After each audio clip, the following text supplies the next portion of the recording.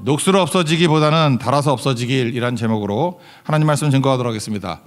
포로로 끌려간 건도 세 차례에 걸려서 끌려갔지만 돌아올 때도 세 차례로 돌아옵니다. 첫 번째는 1차는 수룹바벨이 중심이고 2차는 에스라가 중심이고 3차는 느헤미야가 중심입니다. 각각 돌아와서 재건을 했는데 재건한 내용이 다르죠. 1차 수룹바벨은 성전을 재건했고요. 건물. 그리고 에스라는 신앙을 재건했고 그 안에 콘텐츠, 그죠? 이렇게 소프트웨어를. 그리고 느헤미야는 성벽, 그죠? 이게 방어막, 성벽을 재건했습니다. 각각의 리더십을 얘기한다 그러면 수룹바벨이 제가 볼 때 제일 미적미적됐습니다. 수룹바벨 스가랴 4장 6절 보면은 수룹바벨아 내 앞에서 큰 산이 평지가 되리라 막 이랬잖아요. 이는 힘으로 되지 않고 능력으로 되지 않고 나의 영으로 되느니라. 오죽 메가리가 없으면 그런 말을 들었겠어요. 제가 좀 이상한 얘기인가요? 예. 어쨌든 미적미적했어요. 그래서 성전 짓다 말고 15년 동안 머뭇거리고 그래서 학계에서 스가랴서가 그때 나온 거잖아요. 왜 미적거리고 있고 니네만 좋은 집에 살고 판벽한 집에 살고 하나님의 저는 저렇게 내동적이 체제 되느냐? 이게 지금 학계와 스가랴의 재촉입니다. 이게 수룹바벨 때 이야기거든요. 그러니까 리더십에 좀 문제가 있었습니다. 그러다가 이제 15년 중단되고 난 다음에 이제 완공하게 되었습니다. 꽤 오래 걸렸죠. 그 리더십에 문제가 있었기 때문에 그렇다라는 거예요. 에스라는 이제 제사장이고 학사이고 하니까 기초 세웠습니다. 그 에스라는 이게 남에게 외치기보다는 솔선수범형이에요. 참 좋죠. 그래서 누가 잘못했다 그러면은 남의 수염을 쥐어뜯는 게 아니라 자기 수염 쥐어뜯고 느헤미야는 달라요. 남의 것 뜯어요. 예, 그런 차이점이 있고 그리고 말씀의 기초를 세우고 기도합니다. 그래서 에스라를 통해서 뭘 배울 수 있느냐? 중보기도가 뭔지 9장에 나오잖아요. 중보기도가 뭔지 대신 회개해 주는 거. 굉장히 중요한 개념이 들어오거든요. 대신 기도해 주는 거, 대신 회개해 주는 거. 그게 중보기도다.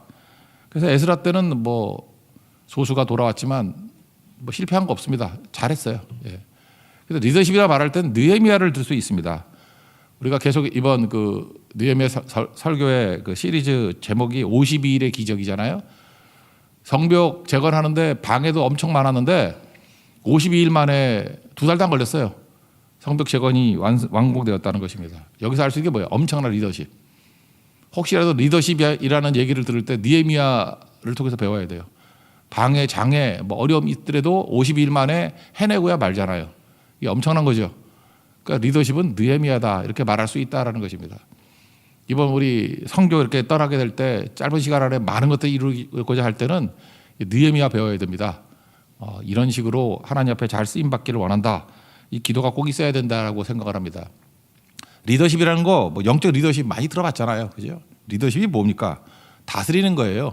창세기 1장 28절 보면은 하나님께서 우리에게 복을 주시고 난 다음에 생육하고 번성하라 그랬습니다. 그리고 땅의 모든 것을 다스리라. 하나님의 형상이 뭐예요? 하나님의 형상대로 지음받았다 그러는 게 다스리는 거거든요. 그러니까 하나님이 제일 잘 닮은 게 뭐냐면 잘 다스리는 거예요. 잘 다스리는 게 뭡니까? 기능을 발휘하는 거라고요. 그래서 어떤 사람한테 진장을 맡기니까 진장을 통해서 이렇게 잘 다스리고 간사를 맡기니까 자기 팀을 잘 다스리고 이렇게 돌아가는 거예요. 믿음 생활하고 이렇게 찬양팀을 맡겼더니 찬양팀이 잘 돌아가고 그게 뭐예요? 그게 하나님의 형상이라고. 하나님이 온 우주를 잘 돌리고 계시잖아요. 그죠? 그게 다스림이죠. 그래서 하나님의 통치가 이루어지면은 제 기능을 발휘할 수 있는 온전한 다스림이 있다. 영적으로 육적으로 모든 것들. 가정도 행복이 뭡니까? 잘 다스려지는 거 아니에요? 그게 가장의 리더십. 그러니까 하나님의 형상은 다스림이다. 근데 느헤미야는 이 다스림이 탁월했다는 것입니다. 다스림은 또 다른 말로 하면 뭐예요? 영향력이죠. 너희는 세상의 빛과 소금이 되라 이렇게 얘기하지 않습니까? 세상에서 빛이 되라는 게 뭐예요? 잘 다스려서 기능 발휘하게 해라. 소금, 역할을 감당하라. 그런 뜻 아니에요? 또 다른 말로 하면 리더십은 영향력입니다. 그래서 어떤 사람이 리더십이 뭡니까? 이렇게 얘기를 하면 영향력이다. 그러면 정답이에요. 그러니까 리더십이라 그러면 다스림이다. 그건 본질이고 영향력입니다. 그래도 틀리지 않아요. 그래서 어떤 분은 그런 얘기 하더라고요. 그 리더십이라는 게 뭐냐 하면은 따르는 자가 있는 거라고. 왜 따르는 자가 있죠? 그 영향력이 있으니까. 다 똑같은 얘기라는 것입니다. 이거 특별한 사람만 가지고 있어야 되는 게 아니라 모든 성도들, 크리스찬들은 다 리더십이 있어야 됩니다. 왜? 하나님의 형상대로 지음받고 하나님 백성이잖아요. 잘 다스려야겠죠? 그러기 위해서는 영향력 있는 거, 하나님 앞에서 영적 리더십을 잘 발휘할 수 있는 하나님의 종 되기를 바랍니다. 그래서 이 영적 리더십이라는 관점에서 느헤미야 오늘 1장에서 나오는 리더십의 내용이 뭐냐? 세 가지 살펴보겠어요. 어떻게 하면 영적 리더십이 생기느냐? 첫 번째는 불쌍히 여기는 마음. 누가 잘 다스릴 수 있느냐? 마음속에 불쌍히 여기는 마음이 있어야 된다는 것입니다. 누구 딱 만났더니 이기적이야. 자기밖에 몰라. 그 싹군이라 그래요. 그 리더십 빵점. 근데 그 사람을 잘 보니까 이렇게 대화를 나누거나 행동을 하거나 뭐 이렇게 교제를 나누고 보면은 어떤 분야에 대해서 엄청나게 불쌍히 여기는 마음이 있어요. 그럼 그 사람은 그쪽에 리더십이 있는 거예요. 예를 들어서 우리 아이들에 대해서는 불쌍한 마음이 있어요. 그러면 교사해야죠. 그죠? 대만에 대한 불쌍히 여기는 마음이 있어요. 그럼 그쪽 해야죠. 장애인에 대한 불쌍히 여기는 마음이 있어요. 그럼 그런 사람에게 맡기면 안 되는 경우가 없어요.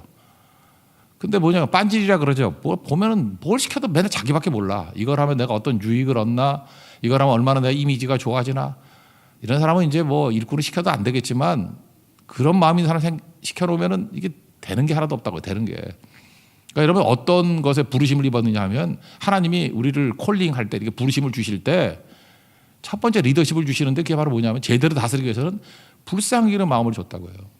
아, 좋은 엄마가 뭡니까? 불쌍히 여기는 마음이죠. 자녀를 위해서 눈물의 자식을 만드는 거. 그러니까 엄마 하는 거죠. 아버지도 마찬가지 아니에요? 눈물 흘릴 때 그 아버지 되는 거죠. 목회자도 마찬가지입니다. 언제 목회가 제대로 됩니까? 이 성도들, 크리스찬들이 이렇게 불쌍해 보여야 돼요. 그죠? 어떻게 하면 이 말씀으로 잘 이끌어갈까? 한 사람 한 사람이 다 불쌍해야 된다고. 근데 어떤 사람 보면은 뭐 이렇게 그냥 잠깐 요가하는 사람 있죠. 뭐 쟤는 저게 문제고 저게 문제고 그 싹군이죠. 그게 무슨 선한 목자겠어요. 네, 불쌍히 여기는 마음. 불쌍히 여긴다라고 하는 걸 이제 한자로 하면은 긍휼이잖아요. 긍휼. 영어로 하면 컴패션. 그죠? 이게 패션을 같이 갖는다 그런 뜻 아니에요. 그죠? 컴패션.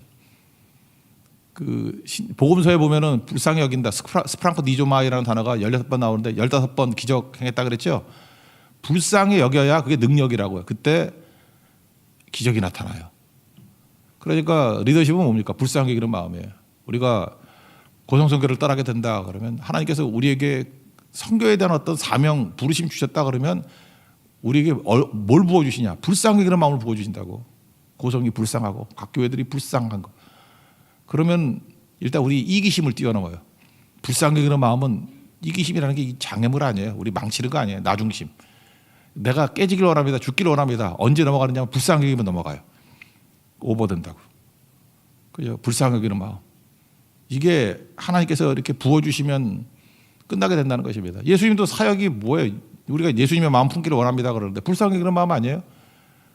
요즘에 우리 뭐 수요일마다 마가복음 보잖아요. 마가복음 1장 기억나네. 1장 앞에 보면은 거기 나병 환자가 1장에 나와요. 앞부분, 뒷부분에. 1장에 나병 환자가 와가지고 쭈삣쭈삣해. 머뭇머뭇거려요.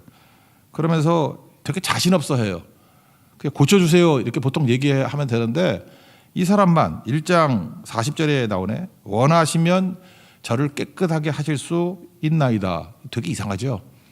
왜 그렇습니까? 자기가 나병이기 때문에 가까이 못 가는 존재라는 거 아는 거예요. 그리고 너무 죄송한 거예요. 그러니까 원하시면 저를 깨끗하게 하실 수 있습니다. 예수님이 그 모습을 보고 너무 불쌍한 거예요. 그래서 불쌍히 여겨서 그냥 그 사람 그 어법 그대로 대답해 주십니다. 내가 원한다. 깨끗하면 받아라. 그래서 고쳐주시잖아요. 이게 예수님 마음입니다. 이게 리더십이에요. 불쌍히 여기는, 긍휼히 여기는 마음. 그래서 뭐 은사가 딴 게 아닙니다. 하나님 내게 불쌍히 여기는 마음을 주옵소서. 뒤집어 얘기하면 좀 심하게 하면 여러분 하나님마다 안 되는 이유가 뭔지 알아요? 불쌍히 여기는 마음이 있어요? 뭐 음식 장사를 한다 그러면 이게 먹는 사람도 불쌍히 여겨야 돼. 아유 불쌍한 것들 배고파서 오는군. 그럼 그 식당 돼요. 사업을 해도 마찬가지라고요. 저 되게 불쌍하네. 내가 공급 안 해주면 저거 일이 안 되네. 그 불쌍히 여기면 그거 도와준다고 생각하다 보면은 그 되는 거죠. 그러니까 마음속에 항상 이렇게 불쌍히 여기는 마음이 있어야 된다니까요. 그게 리더십이다. 오병이의 기적도 마찬가지죠. 제자들은 뭐 동계산하게 바쁘고 뭐 알아서 먹게 하세요. 각자 노생하게 해주세요. 뭐 그런데 예수님 뭐라고 말씀하십니까? 쟤네들 그 내가 불쌍히 여긴다고. 우리 따라다닌 지 사흘 됐대요. 사흘. 그래서 길에서 기진할까 염려된다. 그래서 예수님이 오병이의 기적을 행하신 거잖아요. 오병이의 기적 언제 행하셨습니까? 불쌍히 여길 때. 우리도 이게 불쌍히 여기는 마음이 반드시 있어야 된다는 것입니다. 그러면 능력 가운데 임하게 되는 거죠. 어떤 사람은 그러다 결혼할 때도 마찬가지죠. 그 동정하고 사랑하고 다르다고 잠깐만 그러는데 저는 동정하고 사랑하고 똑같다고 생각해요. 동정도 뭐 그것도 일종의 컴패션 아니야? 동정하는 거. 불쌍히 여기는 게 아니에요. 그게 사랑이지. 어떤 자매가 그러더라고. 뭐 아유 저 오빠 맨날 혼자서 혼자 산지 오래됐대. 그래서 맨날 햇밥만 먹고 빨래도 제대로 못 하고 되게 불쌍하대. 그래서 그랬지 사랑이라고 그거. 그랬더니 아니래 그 동정이래. 그래서 그렇지. 야 햇밥 먹는 오빠가 걔 하나냐? 내가 얘기해 줄까? 김대혁도 있고 이동강국 있고 쭉 얘기했더니 아 걔는 하나도 안 불쌍하대. 안 불쌍하죠. 그러니까 사랑 안 하는 거지. 왜 걔만 불쌍해? 그러니까 여러분들 누가 이렇게 보면 이렇게 불쌍하잖아요. 저거 어떡하나? 그거예요. 그게 사랑이라고. 불쌍히 여기는 거. 근데 우리 가운데 예수님 마음이 그거라고요. 이게 불쌍히 여기는 마음이 생겨요. 그렇게 뛰는 거죠. 느헤미야는 포로 3세잖아요. 이민으로 하면 3세. 140년 걸렸거든 지금. 할아버지 때 끌려왔어요. 그리고 아버지 지나고. 우리 뭐 미국이나 이런 데 가보십시오. 3세들 보면 한국말 잘 못하는 애들도 많고 그래요. 3세, 4세 그때거든. 정확히 말하면 느헤미야 3세고. 근데 불쌍히 여기는 마음이 있잖아요. 거기 뭐 불탔다 뭐 이런 얘기 들리죠? 큰 환란이 임했다. 능욕이 임했다. 허물어졌다. 불탔다. 뭐 초토화됐다. 잿더미 됐다. 그랬더니 막 눈물을 흘리면서 불쌍히 여기잖아요. 이게 리더십이에요. 그래서 불쌍히 여긴다 그러면 한마디로 말하면 눈물을 주십시오. 우리가 뭘 통해서 불쌍히 여기고 눈물을 흘릴 수 있으면 그게 리더십이에요. 그때부터 능력이 임하는 거예요. 그래서 교회에 하나님께서 은혜 부어 주실 때 불쌍히 여기는 마음을 주시고 눈물을 주십니다. 그럼 끝난 거예요. 그게 믿음의 시작이에요. 믿음은 마음부터 시작해요. 믿음의 세 가지 얘기했죠. 마음의 불, 그 다음에 행동의 불, 고백의 불. 세 가지. 마음부터 변화가 되잖아요. 그래서 모든 부흥은 성도의 마음에서부터 시작된다고. 불쌍히 여기는 마음. 이게 첫 번째입니다. 읽어볼까요? 2절부터 4절까지 불쌍히 여겨서 눈물을 흘리고 기도하는 모습이 나옵니다. 2절부터 4절까지 읽겠습니다. 시작. 내 형제들 가운데 하나인 하나니가 두어 사람과 함께 유다에서 내게 이르렀기로 내가 그 사로잡힘을 면하고 남아있는 유다와 예루살렘 사람들의 형편을 물은즉 그들이 내게 이르되 사로잡힘을 면하고 남아있는 자들이 그 지방 거기에서 큰 환난을 당하고 능욕을 받으며 예루살렘 성은 허물어지고 성문들은 불탔다 하는지라 내가 이 말을 듣고 앉아서 울고 수일 동안 슬퍼하며 하늘의 하나님 앞에 금식하며 기도하여. 그러니까 불쌍히 여겼다 그런 얘기입니다. 두 번째 영적 리더십의 내용이 뭐냐 하면 기도예요. 기도, 특별히 중보기도. 에스라에서 배운 거죠. 중보기도가 뭡니까? 대신 회개하는 거예요. 그러니까 대신 회개하는 거 이게 리더십이라고요. 똑같은 거죠. 죄를 바라보면 우리는 지적질하고 고발하고 정죄하고 이런 거 하잖아요. 그런데 똑같은 죄를 바라보고 대신 회개하는 거예요. 그게 리더십이지. 그죠? 우리가 뭐 가는 곳마다 그 약점들 보일 거 아니에요. 그러면 약점들 갖고 막 수다 떨고 저러니까 저 교회가 안 되지. 그게 뭐예요? 그거 싹군이지. 허물이 보이고 죄가 보이고 하는 것들을 가지고 누구 책임이다. 여기는 뭐 교인 책임이다. 목사님 책임이다. 이러면 안 되고 내 문제다 생각하면서 대신 회개해 주는 거예요. 그게 에스라 모습이었고 느헤미야도 마찬가지입니다. 중보기도 대신 회개하는 모습이 있더라는 거예요. 잘 보세요. 이게 3세대라 그랬잖아요. 포로 3세대. 그러면 자기 죄도 아니잖아요. 자기 죄도 아닌데 뭐라고 고백을 하냐 하면은 우리라 그래요. 우리 이스라엘 자손이 범죄했다. 그래서 자복합니다. 그리고 나와 내 아버지 집이 범죄했다. 여기 지금 포로로 끌려왔는데 뭘 범죄해? 범죄하기는. 근데 그렇게 얘기하잖아요. 그래서 우리 범죄, 나와 내 범죄, 내 아비의 범죄. 그러니까 이게 대신 회개하는 거죠. 그러니까 변화가 되는 거 아니겠습니까? 어머니들도 요즘에 그걸로 은혜를 많이 받대. 자녀들이 저한테 고맙다고 2명이 그러더라고. 잔소리가 줄었대. 잔소리가 줄었대요. 그랬더니 왜 그런가 했더니 목사님 설교하고 칼럼 보니까 이유를 알겠대. 그래서 기도하고 그런다고. 그러니까 자녀가 진짜 감동받더라고. 그죠? 그러니까 요즘에 살만 난다고. 쳐다보고 뭐 잘못이나 허물을 묻고 자꾸만 잔소리로 변화된다 그러면 성경에 잔소리장이 하나 나와야지. 그거 아니죠. 기도죠. 그것도 어떤 거예요? 눈물에 자식은 망하지 않는다. 그냥 그거 놓고 대신 회개하는 거예요. 자녀의 죄를 놓고 기도하고 하다 보면 변화가 되겠죠. 그러니까 느헤미야는 바로 그런 사람이었다는 것입니다. 뭐 잔소리하고 정죄하고 그러지 않고 대신 회개하는 모습이 있더라. 이거 뭐 어렵지 않죠. 읽어 봅시다. 6절 7절입니다. 시작. 이제 종이 주의 종들이 이스라엘 자손을 위하여 주야로 기도하오며 우리 이스라엘 자손이 주께 범죄한 죄들을 자복하오니 주는 귀를 기울이시며 눈을 여시사 종의 기도를 들으시옵소서. 나와 내 아버지 집이 범죄하며 주를 향하여 크게 악을 행하여 주께서 주의 종 모세에게 명령하신 계명과 율례와 규례를 지키지 아니하였나이다. 대신 회개하고 있죠 지금. 그렇죠? 이게 중보기도라는 것입니다. 거기서 그치는 게 아니라 리더라 그러면 중보기도 하고 난 다음 대신 회개하고 난 다음에 이제 길을 보여줘야 될 거 아니에요. 그래서 약속을 붙들고 기도를 해요. 이거 솔로몬 성전 짓고 난 다음에 성전을 향해서 기도하면 들어주신다 그런 약속이 있거든. 그 약속 붙들고 기도를 합니다. 그러니까 이 성교 가서도 리더라 그러면은 뭘 해야 되냐면 말씀의 준비를 막 갖고 있어야 돼. 그래서 어떤 상황이 됐을 때 뭐 하자 그럴 때 의견으로 제시하면 힘이 없고요. 약속을 제시해야 돼. 말씀의 약속. 주님이 이렇게 약속하셨습니다. 라고 약속 붙들고 그러니까 설교할 때도 이렇게 메모도 좀 해놓고요. 이번에 우리에게 주신 약속이 이겁니다. 약속 붙들고 그다음에 기도하라고요. 그럼 길이 열리잖아요. 대시 회개하고 이거는 믿음의 회복이죠. 반 믿음에서 믿음으로 돌아오는 게 회개잖아요. 반 믿음에서 믿음으로 돌아왔어요. 돌아오면 그 다음에 뭐예요? 말씀이 앞서야 될 거 아니에요. 길을 닦고 그 다음 기도가 말씀이 앞서야 되고 기도로 길을 닦는 거. 뭐 여호수아에서도 맨날 살폈던 거 아니에요, 그죠? 그게 승리의 비결이라고. 그럼 이길 수 있다. 똑같이 하고 있지 않습니까? 말씀 붙들고 기도하고 있어요. 하나님 앞에 이 말씀 약속을 기억해 주옵소서. 8절 9절 읽겠습니다. 시작.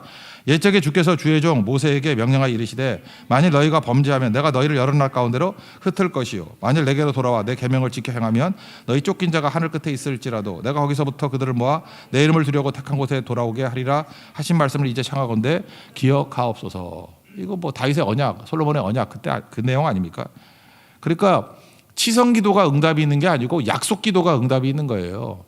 뭐 치성으로 열심히 뭐 간절함 이게 아니고 약속을 붙들고 기도하면 말씀을 붙들고 기도하면은 이게 제일 응답이 있는 거죠. 그래 말씀 없이 무슨 기도를 하겠어요. 그거 아니면은 뭐 자기 듣고 하는 거죠. 그러니까 중보기도 하십시오. 이게 리더십이에요. 그러니까 여러분들 훌륭한 리더가 되기 위해서 필요한 게 뭐냐면 불쌍히 여기는 마음 첫 번째. 두 번째는 불쌍히 여기가 그들을 놓고 대신 회개하는 거예요. 중보기도. 그리고 말씀과 기도로 길을 여는 거죠. 그게 리더라는 것입니다. 그러니까 한 단어로 얘기하면 긍휼, 두 번째는 기도, 그죠? 불쌍한 여김, 또 하나는 중보기도. 이게 리더십이라는 것입니다. 그리고 마지막 세 번째는 우리가 믿음의 세 가지 요소가 있다고 그랬죠. 마음으로 믿고 몸으로 믿는 게 뭐예요? 행동, 그 다음에 고백. 이 세 가지가 있어야 된다고 그랬죠. 두 번째 단계죠. 이거는 몸의 순종, 이걸 헌신이라고 그러죠. 본인이 헌신합니다. 헌신. 그래서 기도하다가 행동으로 옮겨가요. 우리가 레위기를 봤기 때문에 이게 어렵지 않은데 옛날에는 뭐 설명해도 잠깐 모르겠다 그러고 잠깐만 묻고 하는데 이제 또 물으면 여러분 이방인이에요. 이제도 알아야 돼. 여기 보면은 뭐라고 그러냐면 아닥사스다 20년째 기슬루월 그러면 9월이거든요. 1장 1절을 보면은 뭐 읽어봅시다. 1장 1절 시작. 하갈의 아들 느헤미야의 말이라 아닥사스다 왕 제20년 기슬루월에 내가 수상궁에 있는데 기도 시작한 게 언제냐면은 기슬루월이 9월이거든요. 그러니까 아닥사스다 왕 20년 9월부터 기도를 시작했어. 그런데 기도 응답이 된 게 언제냐면 2장 1절을 보세요. 2장 1절 앞에 가보세요. 시작. 아닥사스다 왕 제20년 니산월에 1월이거든요. 1월. 그럼 여러분 상식적으로 보세요. 이거 성경 틀렸다고 생각 들지 않아요? 시간이 거꾸로 가는 게 아니잖아. 아닥사스다는 20년 9월부터 기도를 시작했는데 1월에 응답을 받았대. 이게 뭐냐? 그래서 맨날 이해가 안 되는데 레위기를 배우면 이해가 되죠. 이스라엘 달력은 이스라엘 사람들은 어떤 인식이 있어요?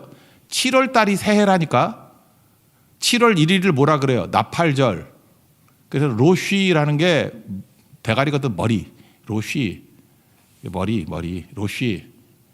그 다음에 하샤나 그러면 이어예요. 이어. 해의 머리. 한 해의 머리. 그래서 나팔절이에요. 나팔절. 나팔 불면서 송교인 예배 드리는 거거든. 7월이 시작. 그러니까 아닥사스다 왕 20년 그럴 때는 어디서부터 시작이에요? 7월부터 시작이라고. 7, 8, 9, 10. 그래서 언제까지? 6월까지가 20년이에요. 더 설명 안 해도 되죠? 그러니까 아닥사스다 왕 20년 9월부터 1월까지 4개월 동안 기도했다. 왜 모르는 얼굴을 하고 있어요? 이해가 안 돼요 지금? 되시죠? 예, 그러니까 이거 갖고 뭐 논쟁하고 막 그러는데 나팔절을 모르면 이해가 안 돼요. 이스라엘의 새해는 7월부터 시작이다. 7월부터. 그래서 9월부터 기도 시작해서 1월 달까지 됐다. 우리는 1월 1일에 이렇게 해가 바뀌잖아요. 근데 이스라엘은 7월 1일에 바뀐다니까 해가. 그때부터 새해를 친다니까 로시 하샤나. 그래서 해의 머리 나팔절이에요. 나팔절. 그래서 그렇게 된다. 뭐 알겠죠? 4개월 동안 기도를 했어요. 기도하다가 그러니까 이게 참 훌륭한 거죠. 느헤미야는 행동보다도 기도를 마지막 카드로 쓰지 않았다고. 뭐 이것 해보고 저것 해보고 안 되니까 뭐 기도나 해보자 그런 모습이 아니었고 기도했어요. 기도하고 서두르지 않죠. 기다리죠. 하나님의 응답이 있을 때까지. 뭘 기도했을까요? 무너진 성벽을 재건할 수 있는 일꾼을 보내주옵소서. 어찌합니까? 누가 저거 성벽 재건하겠습니까? 그러다가 하나님께서 응답을 주신 거죠. 그죠? 네가 가라 하와이, 네가 가라 예루살렘 이런 마음이 생긴 거라고. 그래서 기도가 바뀌니까 어떻게 하죠? 제가 가지요 뭐 이런 거죠. 그래서 헌신하잖아요. 헌심이 아니라 헌신이라 그랬죠. 우리는 다 믿는 거를 그냥 마음만 들이면 되는 줄 알아요. 몸이 가야죠. 몸이 가잖아요. 몸이. 여기 술가론이라고 나오는데 술 가는 거니까 어떤 사람은 바텐더인 줄 알아. 뭐 이거 흔들고 뭐 이거 하는 줄 아는데 그게 아니고 비서실장 뭐 이런 거겠죠. 왕이 기미상궁하고 똑같은 거라. 이게 신임 해야지 옆에서 술 맡기죠. 술에다가 독 타면 어떡해. 그죠? 그래서 신임하고 또 대화도 되고. 그래서 성경에 보면은 실력과 믿음을 겸비한 사람 이런 게 자주 나와요. 요셉이 그런 케이스고 요셉 실력과 믿음을 겸비했고 다니엘 실력과 믿음을 겸비했고 느헤미야 실력과 믿음을 겸비했고 실제로 보면 그래요. 실력이 있으면은 믿음이 없고 믿음이 있으면 깡통이고 참 그 문제죠. 그러니까 이게 좋은 모델인 것 같아요. 느헤미야 같이. 내가 볼 때 느헤미야는 능력이 있었어요. 이 사람은 이게 준비가 잘 돼 있다고. 그러니까 뭔가 다르죠. 믿음이 있으니까 또 잘 쓰임 받잖아. 느헤미야, 다니엘 네 왕에 걸쳐서 총리하잖아요. 요셉도 마찬가지고. 저는 그래요. 우리 교회도 이렇게 실력과 믿음을 겸비한 사람들이 많이 나오게 하옵소서. 거기다가 헌신이 있었어요. 자기 거 내려놓고 버릴 줄 아는. 그러니까 진짜 리더죠. 그래서 내가 가겠습니다. 그랬다는 거예요. 도산 안창호 선생님도 그랬다 그러죠. 일제시대 때 인재가 없습니다. 인재가 없습니다. 자꾸만 그러니까 네가 해라 그랬대요. 네가 해라. 그래서 학교 세우고 흥사단 만들고 뭐 잠깐 남욕하지 말고 똑같은 거죠. 내가 하면 되지 내가. 유다 지파의 특징이 그거 아니에요. 남 쳐다보지 않고 내가 하지. 잠깐 내가 하다가 책임의식 가지면 잠깐 커져요. 하나님이 능력을 집중적으로 부어주고. 우리 신앙생활 할 때도 마찬가지예요. 우리 교회도 보면은 하나님의 축복을 받는 사람이 집중적으로 받는 것 같아요. 이렇게 골고루 나눠 받는 게 아니고 이렇게 집중적으로 받는 것 같아요. 이유가 뭐냐? 책임을 가지고 헌신하는 사람한테 하나님 집중적으로 부어주는 것 같아요. 그리고 그거 옆에 쳐다보면서 시기 질투 생기고 왜 하나님이 나는 무시하고 안 해주고 하느냐?